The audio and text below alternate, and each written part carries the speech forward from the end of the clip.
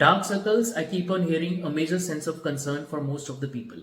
People spend a lot of money in applying a lot of creams and serums, but without understanding the basic cause. Now, dark circles can be because of three reasons. Either it can be because of pigment, or it can be because of the blood vessels, or it can be because of the under eye hollowness or crest formation. Number one, if it is because of the pigment or blood vessels, simple test called as a pinch test. Just pinch below the dark circle.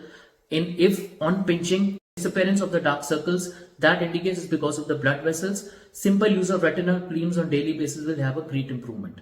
And if you pinch it, and even if after pinching the dark circle remains, it is because of the pigmentation. Then you have to treat the pigmentation. Start using vitamin C serums or niacinamide.